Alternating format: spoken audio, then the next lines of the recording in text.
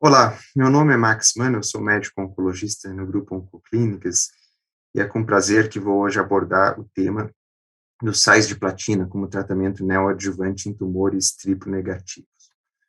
Nós sabemos que esses tumores têm prognóstico reservado em relação a outros tipos de doença, com taxas de recorrência que variam de 20 a 40%. E uma intensa pesquisa com a inclusão de novos agentes e biomarcadores tem sido realizado nas últimas décadas.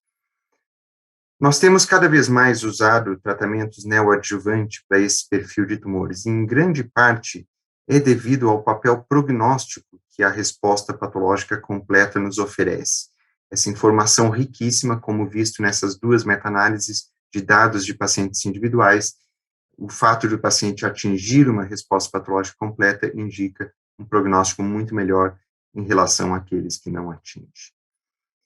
Em relação em si à adição dos sais de platina, são drogas de grande interesse nesse perfil de doença, porque são tumores que têm alto grau de instabilidade genômica, então existe um fundamento biológico que essas drogas, com seu mecanismo de ação diretamente no DNA, possam fazer grande diferença. No entanto, o histórico da inclusão da terceira droga aos esquemas padrão, contendo antraciclinas e taxanos, é um pouco problemático, com vários fracassos ao longo do tempo, como bevacizumab, capecitabina, gencitabina. Nada até então realmente funcionou. Nós temos dados de três estudos controlados mais importantes e os três mostraram resultados consistentes em termos de ganho em resposta patológica completa. No entanto, esses ganhos foram modestos, da ordem de 15% aproximadamente. E em termos de desfechos secundários, bem que esses dois primeiros estudos não tivessem poder para essa análise, os dados são contraditórios, com um estudo mostrando um efeito benéfico da carboplatina e o outro não mostrando. Essa era a situação até muito pouco tempo. Além disso, eu vou comentar brevemente sobre o único biomarcador nesse tempo limitado, que é a mutação de BRCA. Os dados também são contraditórios, porque nós esperávamos que tumores BRCA mutados, em alto grau de instabilidade genômica, seriam justamente os mais sensíveis à adição da carboplatina, e em dois desses estudos, o Geparsist e o Brightness, isso não foi observado. Então, esse foi justamente o grupo que não se beneficiou. No entanto, no estudo Alliance, esse grupo BRCA mutado, um pequeno número de pacientes, parece ter se beneficiado da carboplatina da mesma magnitude em termos de resposta patológica completa.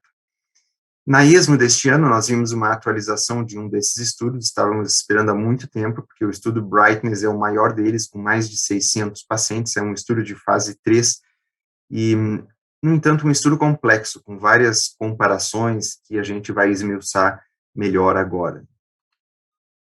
É importante, para falar desse estudo, a gente avaliar os desfechos. Então, esse estudo, como os demais, tinha como desfecho primário resposta patológica completa. No entanto, ele tinha poder, caso fosse positivo para o desfecho primário, de desencadear as análises dos desfechos secundários.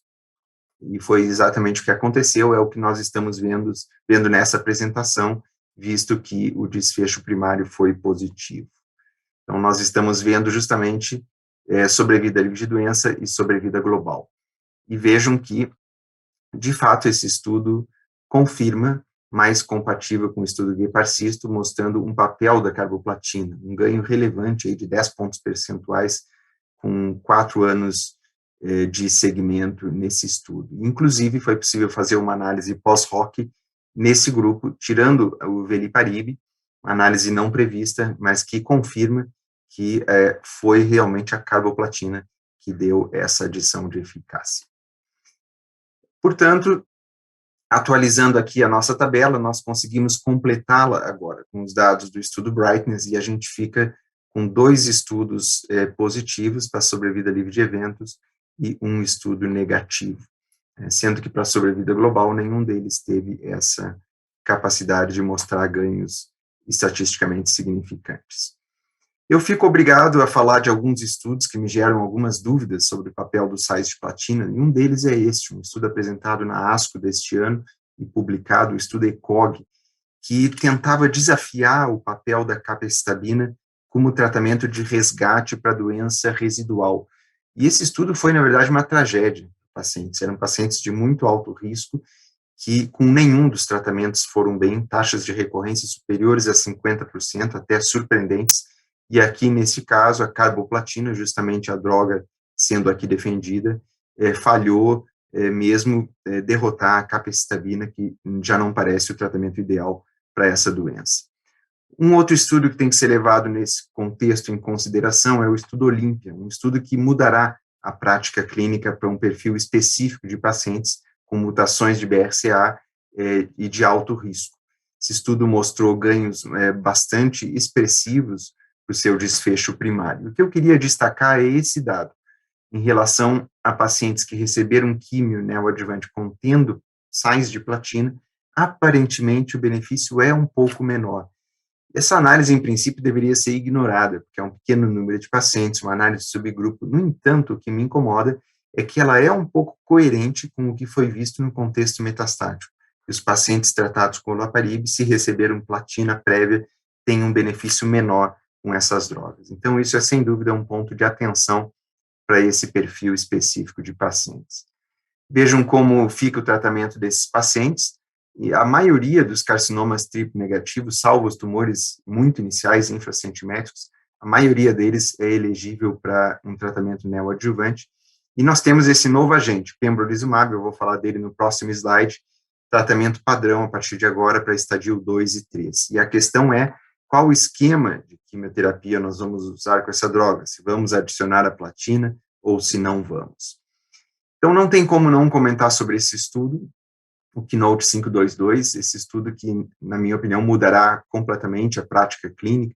O estudo agora foi atualizado com 39 meses de segmento, já havia mostrado um ganho num dos desfechos primários, resposta patológica completa, e agora nós vimos que esse ganho em termos de recorrência, de redução de recorrências, aumentou, e o ganho absoluto se tornou muito significativo. Isso levou à rápida aprovação do pembrolizumab no FDA, e nós aguardamos ainda no Brasil. Então, a pergunta aqui é a seguinte: quem vai estar confortável, por exemplo, quem não suporta, não dá suporte à carboplatina, se vai estar confortável em desmontar esse braço vencedor desse estudo, assumindo que o resultado seria idêntico sem a carboplatina.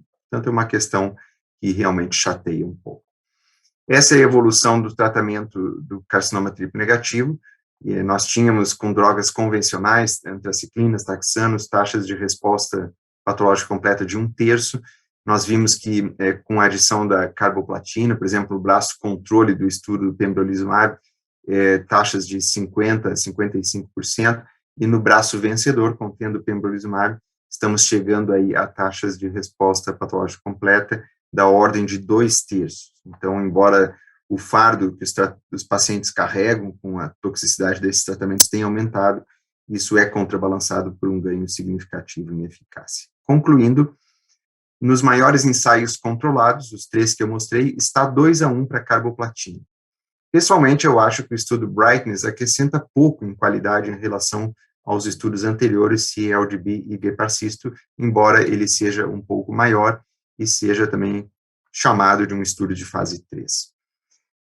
Eu suspeito que a força da chegada do pembrolizumab, com seu esquema contendo carboplatina, será determinante, porque muitos não vão querer desmontar o esquema original, mesmo que não tenham uma crença muito forte na carboplatina, como é o meu caso. A menos que o estudo Impassion, do atezolizumab, também seja positivo, porque esse estudo tem um esquema que não contém sais de platina. Acho que o papel da carboplatina precisa ser muito melhor esclarecido em pacientes com mutação de BRCA, especialmente os de alto risco, porque são potencialmente elegíveis para olaparib adjuvante. Talvez a gente precise testar esses pacientes já ao diagnóstico para uma melhor montagem da estratégia. E, finalmente, nós vimos que tem biomarcadores, não terei tempo de falar sobre eles, em fase de pesquisa que podem nos dar alguma luz. Obrigado.